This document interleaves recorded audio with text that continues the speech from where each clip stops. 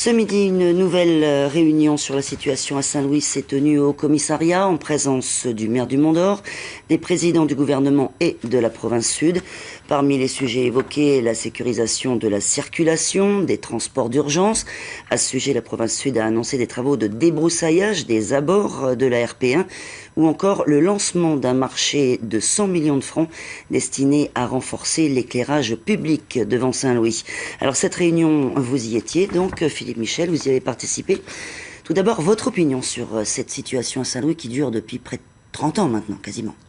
C'est absolument insupportable et je voudrais exprimer ici, au nom de l'ensemble des élus de la province sud, notre soutien et notre solidarité à toutes les populations du Sud qui sont victimes de cette situation, parce que même si j'habite pas le Mont-d'Or ou Yaté, j'ai pas besoin de faire beaucoup d'efforts d'imagination pour comprendre le calvaire qu'ils vivent depuis 3 mois.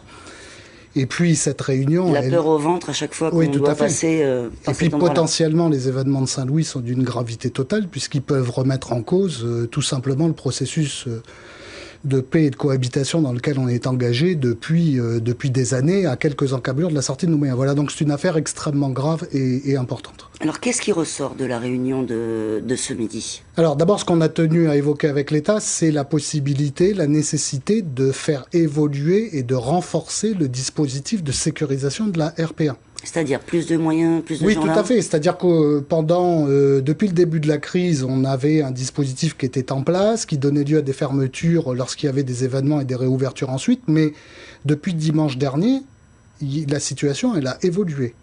La cible des tirs pour tuer, ce n'est plus que les gendarmes. C'est maintenant les automobilistes. Et si on n'a pas eu de mort jusqu'à présent, c'est par miracle. Mais on ne peut pas continuer à spéculer sur un miracle en espérant que tout ira bien. Donc il faut faire évoluer ce dispositif pour le renforcer d'une manière ou d'une autre. Alors les choses sont sûrement très difficiles. Les tireurs vont être appréhendés par exemple ? C'est absolument indispensable. Je ne vois pas comment on peut sécuriser durablement la situation à Saint-Louis si les tireurs, ceux qui sont, nous dit-on, identifiés comme des meneurs, ne sont effectivement pas soit livrés ou qu'ils se rendent à la justice, soit appréhendés d'une manière ou d'une autre. Le rôle des coutumiers et même des autres habitants de Saint-Louis dans le fait que ces 3 personnes-là identifiées puissent être arrêtées. Ce rôle, il est majeur. Alors, oui, les coutumiers ne sont pas responsables ni de la justice ni de l'ordre public, mais pour autant, ce sont des autorités coutumières de la tribu.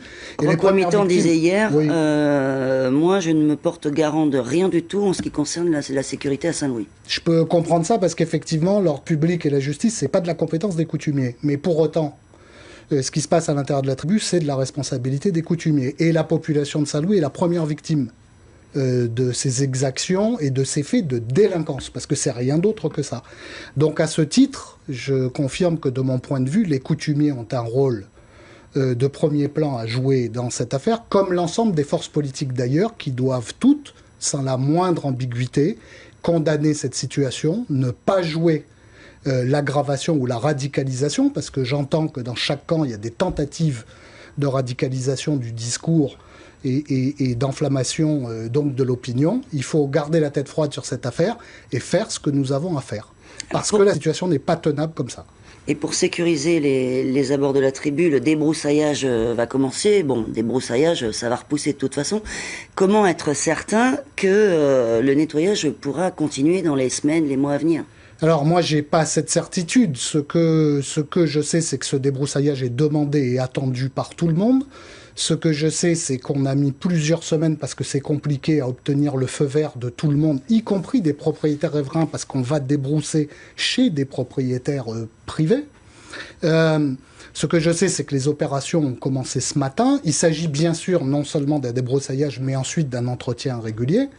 Et je voudrais signaler à ce point de vue que je voudrais saluer l'implication de Saint-Louis, parce que c'est une entreprise de Saint-Louis et des jeunes de Saint-Louis qui vont mener cette opération qu'on a réussi à goupiller avec l'accord de chaque propriétaire puisqu'on est en zone tribale. Alors, le SAMU, les urgences, les ambulances, vous avez réussi à avoir des garanties par rapport à leur passage en toute sécurité ? Alors, non, sincèrement, je ne peux pas dire ça. Mais par contre, notre responsabilité à nous, c'est de mettre en place des dispositifs qui, si la situation de blocage se reproduit, permettent aux habitants du Mont d'Or et d'Yaté l'hélicoptère, par exemple, d'être certains que les urgences seront traitées, que les soins médicaux dont les uns et les autres ont besoin seront prodigués. Et dans ce dispositif qu'on est en train de mettre en place, effectivement, l'utilisation de l'hélicoptère, l'utilisation des médecins militaires, l'utilisation des locaux municipaux fait partie d'un ensemble qui doit permettre, en cas de reblocage, parce qu'il est possible que ça se reproduise, que de nouveau les habitants du Grand Sud ne soient pas les victimes et les otages de cette situation.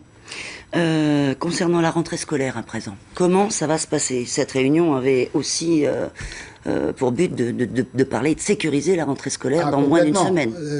On vient de traverser une période de vacances avec assez peu de trafic et assez peu de contraintes sur la commune du Mont d'Or. Ça va changer à partir de lundi prochain avec une rentrée scolaire. Il y a plusieurs milliers d'enfants qui rentrent. Il y a un lycée nouveau qui ouvre au Mont d'Or à proximité immédiate de Saint-Louis. Donc là encore, la responsabilité des autorités, c'est de se coordonner et d'anticiper des difficultés pour faire en sorte qu'en cas de blocage, on ait des dispositifs opérationnels qui permettent aux enfants de ne pas être séparés de leurs parents, par exemple, en cas de blocage, ou qui permettent au lycée du Mont d'Or, qui va ouvrir pour la première fois, que sur les premiers jours de la rentrée, tout soit fluide, tout se passe normalement, qu'il n'y ait pas de queue ou de voiture arrêtée du côté de Saint-Louis, etc., etc. Donc c'est l'ensemble de ces sujets qu'on a évoqués ce matin, au travers d'un comité permanent maintenant qui va se réunir très régulièrement et qui va gérer tous ces aspects. Et prochaine réunion d'ailleurs sur les aspects plus techniques jeudi. Philippe Michel, merci. Merci Beaucoup d'être venu sur ce plateau ce soir.